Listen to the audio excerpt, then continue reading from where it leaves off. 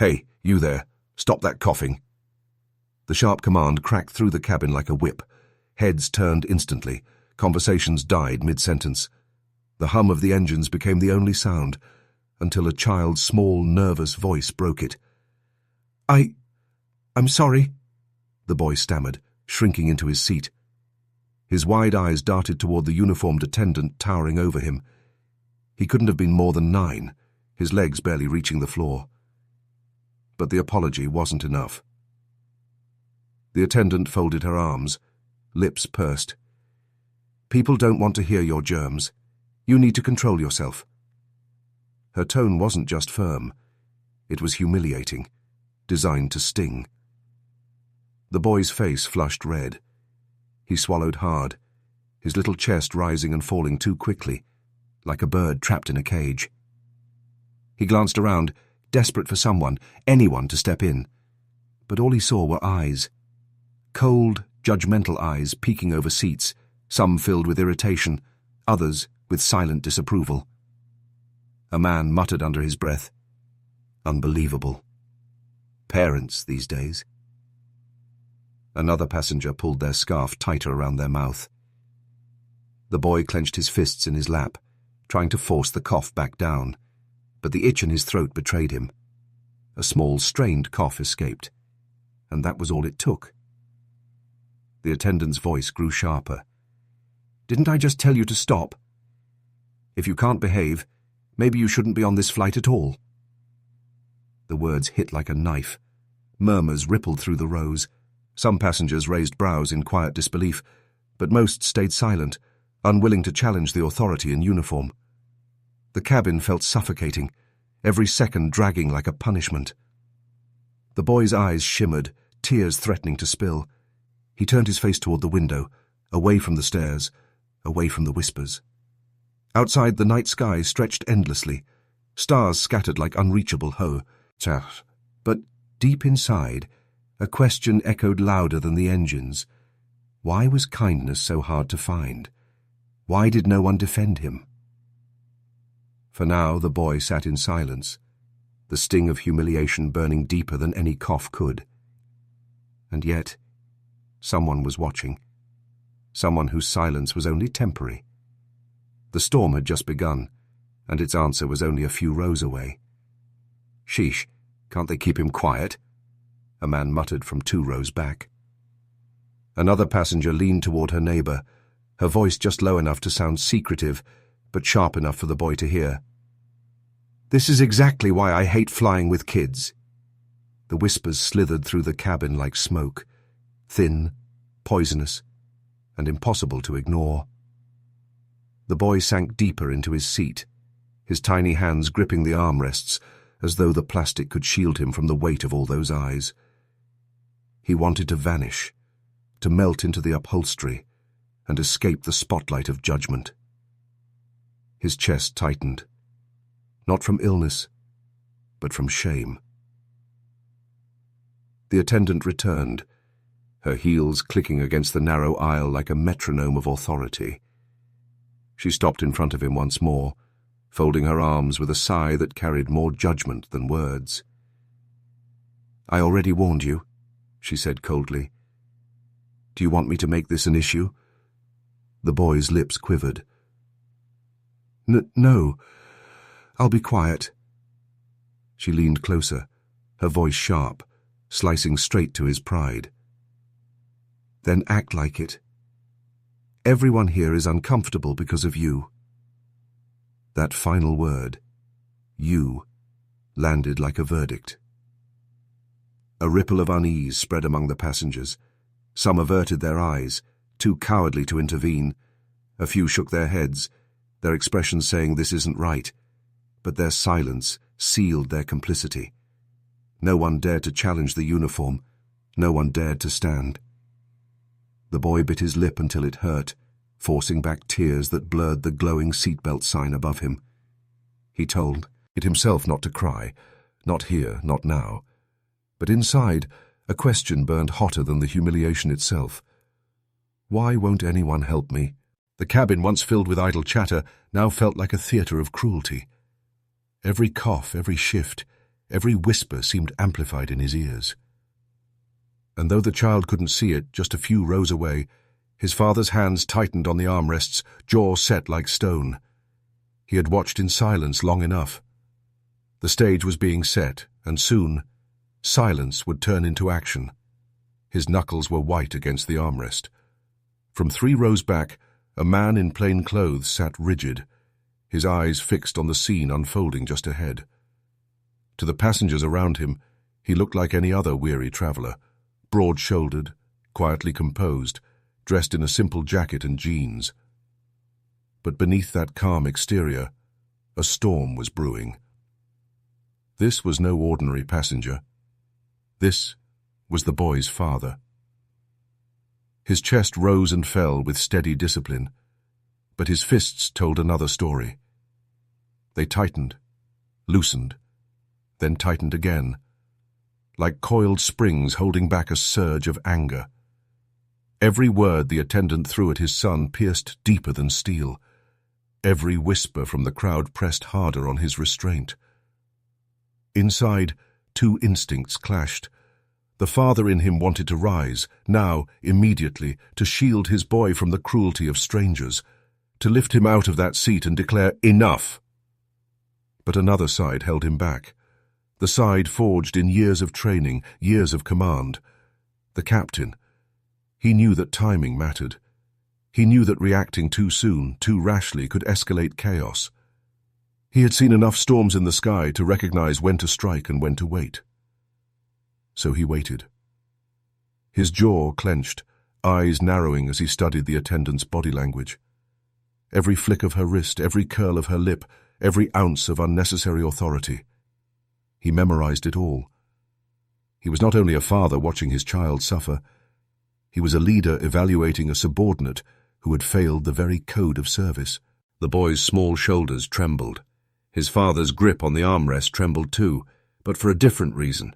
Fury burned in his veins, but discipline chained it in place. A woman across the aisle noticed his expression. She looked at him, then at the boy, then back again. Her lips parted slightly as if she sensed the connection, but she said nothing. No one did. The man inhaled deeply, slow and measured, the way he had taught himself before take-off briefings. His eyes didn't waver. He knew the moment was coming, the moment where silence would no longer be an option. But not yet. Not until the mask of professionalism on that attendant slipped just far enough. Not until the cruelty went one step too far. He whispered under his breath, almost inaudible, "Hold on, son. Just hold on." And as the boy bit back another cough, another tear, the father's decision solidified. The line had been crossed. The storm inside him was ready to break. "Didn't I tell you to stop?" The attendant's voice cracked through the cabin once more, sharper than before, dripping with irritation. The boy had coughed again, barely a whisper of a sound, more instinct than choice. Yet to her, it was the spark she needed to unleash her cruelty. Passengers stiffened. Some shifted uncomfortably, others pretended to look away. But the boy couldn't hide. His small chest trembled, his eyes flooding with tears that finally spilled onto his cheeks. He shook his head helplessly. "I'm sorry. I can't help it," he whispered, his voice breaking. The attendant leaned closer, her tone ice-cold. "If you can't control yourself, maybe you shouldn't be here at all. Do you understand me?" And that was it. The words hung heavy in the air, cruel and final. The boy's head dropped, shoulders slumping under the invisible weight of humiliation. But behind him, a chair creaked. A presence shifted. And then he snooked. The father rose from his seat with calm, deliberate power. His movements weren't frantic or loud, but commanding. Instantly, heads turned. The entire cabin seemed to pause, caught in the gravity of a man who had finally decided enough was enough. The boy blinked through his tears, surprised to see the towering figure now stepping into the aisle. For a moment, he didn't recognize his own father, the man he had always seen as gentle, patient. Now, he looked different, stronger, larger than life. The father's eyes locked on the attendant, sharp and unflinching. His jaw set like steel, his silence louder than any shout could have been. The air between them tightened, like two storms colliding. The attendant faltered. Her bravado slipped for just a moment as she straightened, trying to hold her authority. But the balance had shifted. The control she once commanded evaporated under the weight of his stare. Passengers leaned in, hearts pounding, as if sensing that something monumental was about to be revealed. Whispers rippled like a current, but no one dared speak too loudly. The boy wiped his eyes, looking up at his father. For the first time since the humiliation began, he felt a flicker of safety. And then the silence broke. His father's voice, low but thunderous in its weight. "Enough!" The single word sent a shockwave through the aisle. The suspense thickened, every soul in that cabin waiting for what would come next. The moment of revelation was near. "Enough!" The word lingered in the air, heavy and immovable. The father's voice was steady, but it carried a weight that silenced even the engines for a moment. Every passenger froze, eyes widening as the man stepped fully into the aisle. The attendant straightened, her tone wavering as she attempted to reclaim control. "Sir, please take your seat. This is not your concern." But his gaze cut through her composure. "Not my concern?" He pointed to the trembling boy in the seat. "That child, my child, has been treated like a criminal for simply being Man!" Gasps rippled through the cabin. Passengers leaned forward, their whispers rising like sparks in dry air. The boy looked up at his father, relief and awe flickering in his eyes. The father's voice deepened, not with volume, but with authority. "You spoke to him as if his life was worth less than the comfort of strangers. You shamed him instead of offering care. Tell me, is this what your uniform represents?" The attendant's face reddened. She opened her mouth, then closed it, scrambling for words. But the man wasn't finished. He stepped closer, his presence commanding, his tone sharpened by years of discipline. "You see me now as just another passenger. But understand this. I am a captain. I've led crews across storms, through nights darker than this sky. I've trained attendants to serve with dignity, compassion, and respect." A ripple of shock swept through the rows. Some passengers gasped audibly. Others whispered, "He's a captain? On this flight?" The tide of judgment shifted, now pressing against the attendant who had wielded her authority so carelessly. The father's eyes never left her. "When you wear that uniform, you carry more than authority. You carry responsibility. Responsibility to protect, to serve, to uplift, not to humiliate a child for something beyond his control." The attendant faltered, her voice barely audible. I didn't mean—" But he cut her off, his words precise, deliberate. "Intentions don't erase actions. You humiliated him in front of this entire cabin. You made him feel small when your duty was to make him feel safe. That is not service. That is failure." The boy's tears had stopped. He stared up at his father, chest swelling with pride he didn't know he could feel in such a moment. For the first time, he wasn't just the victim in a cruel scene.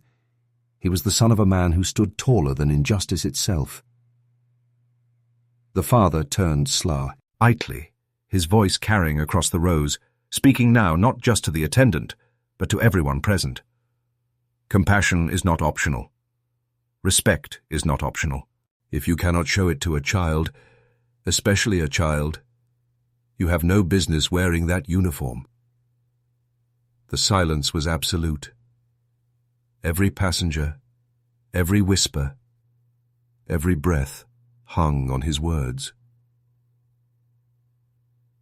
The attendant lowered her head, her arrogance crumbling into shame. She had no defense left. The father exhaled slowly, his eyes still locked on her.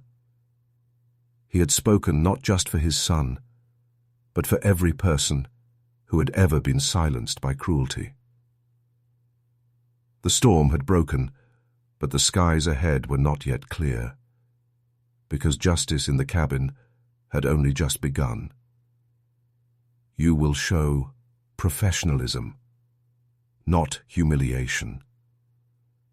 The father's words cut through the silence like a blade, steady and unwavering.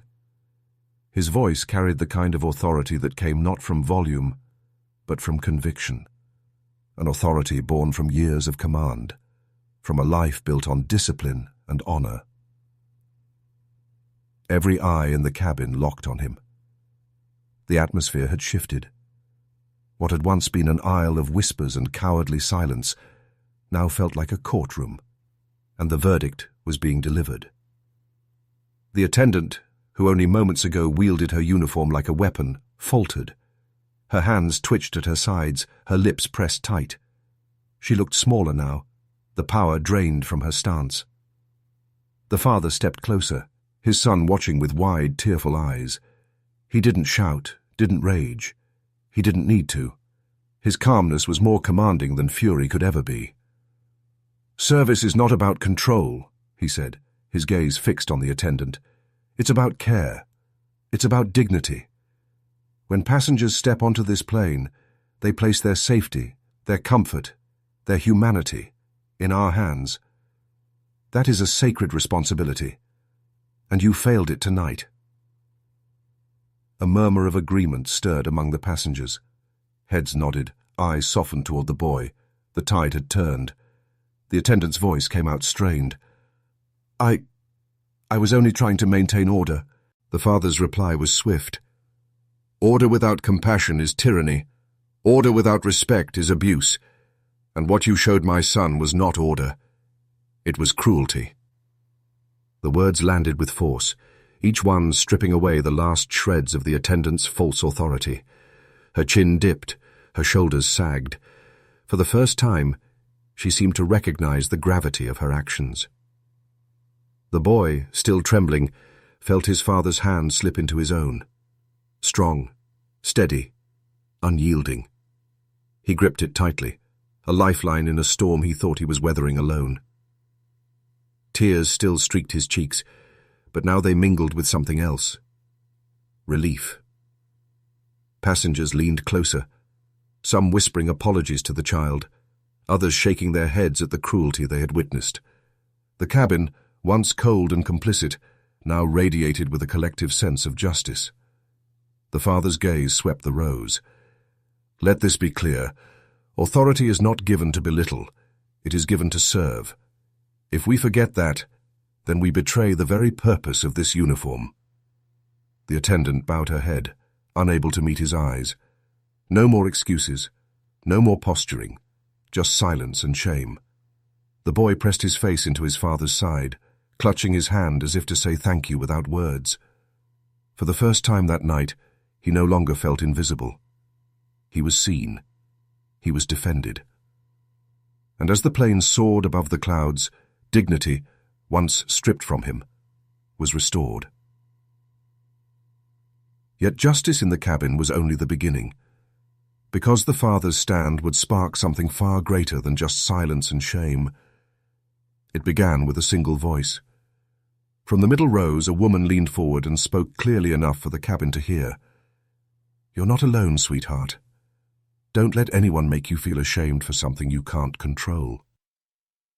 The boy turned, startled, as if kindness itself was a foreign sound.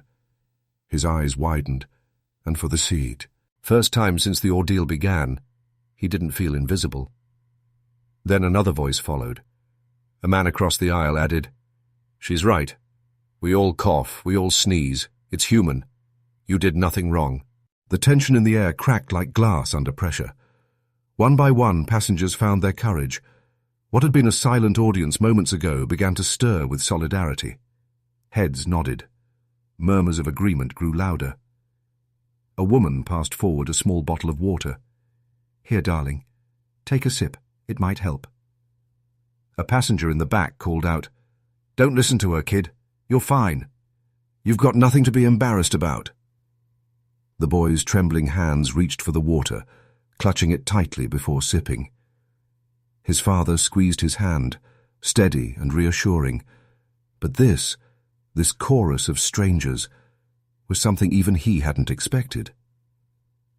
The cabin that once echoed with judgment now filled with warmth. People shifted in their seats, some smiling gently at the boy, others glaring disapprovingly at the attendant who had caused the scene. The balance of power had shifted completely. The attendant, still standing in the aisle, seemed smaller now, her authority stripped not just by the father's words, but by the voices of those she had once counted on to remain silent. She turned away, avoiding the stairs, retreating to the galley with her head lowered. The boy looked up at his father, his lips parting in the smallest of smiles. He whispered, "They don't all hate me." His father knelt slightly, his eyes soft. "No, son. Cruelty is loud, but kindness always finds its voice." Around them, passengers offered gentle nods, quiet reassurances, even light applause that rippled like waves across the cabin. The transformation was undeniable. The space that once felt hostile had become a place of support, of empathy, of shared humanity. For the boy, the fear that had gripped his heart loosened. The shame that burned in his chest began to fade. He no longer felt like the target of scorn. He was surrounded, protected, not just by his father, but by strangers who chose compassion over silence. And yet, as calm began to settle, his father knew one final lesson still needed to be spoken. A lesson not just for his son, but for everyone listening above the clouds. The cabin had quieted. The hum of the engines filled the silence, steady and constant, as if the sky itself was holding its breath. The boy leaned against his father, still clutching his hand, his eyes red but calmer now. His father bent down, his voice low, spoken only for his son, but powerful enough to feel like it echoed through the entire cabin. "Son," he began, "you must never give away your dignity. Not for fear, not for shame, not even when others try to strip it from you." The boy looked up, still uncertain. "But she made me feel so small." The father's jaw tightened. His eyes softened as he brushed a hand over his son's shoulder. "Yes, people like her will try to do that. They'll use their authority, their words, their stares. But listen to me carefully. Your worth doesn't shrink just because someone else refuses to see it." The boy blinked, his tears drying, the weight of his father's words settling into him. "You see," the father continued, his tone deepening, "strength isn't about shouting the loudest or fighting with anger. Real strength is standing tall even when others want you to bow your head.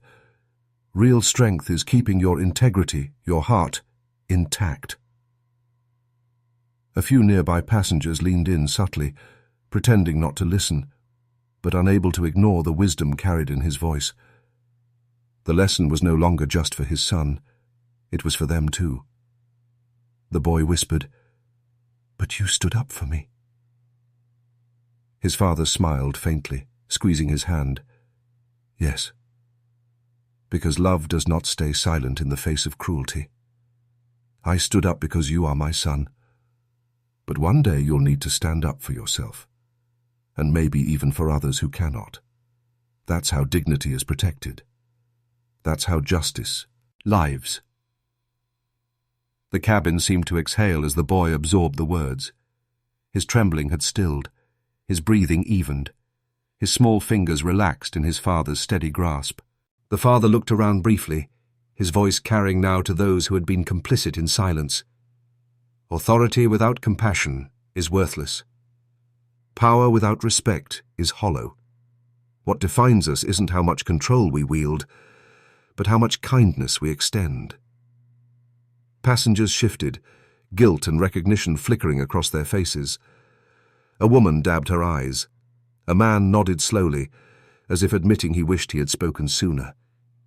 The father turned back to his son, speaking the words that would stay with him long after the flight ended. "Remember this, son. Love is the only force strong enough to silence cruelty.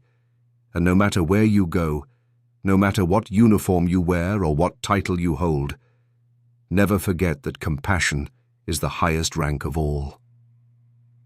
The boy rested his head against his father's arm, the smallest smile breaking through. For the first time since the ordeal began, he felt safe. Not just because his father had defended him, but because he now understood why. Outside, the plane soared through the night sky, stars scattered across the heavens like promises.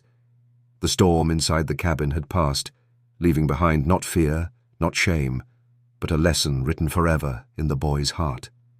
A lesson born above the clouds, destined to guide him far beyond them.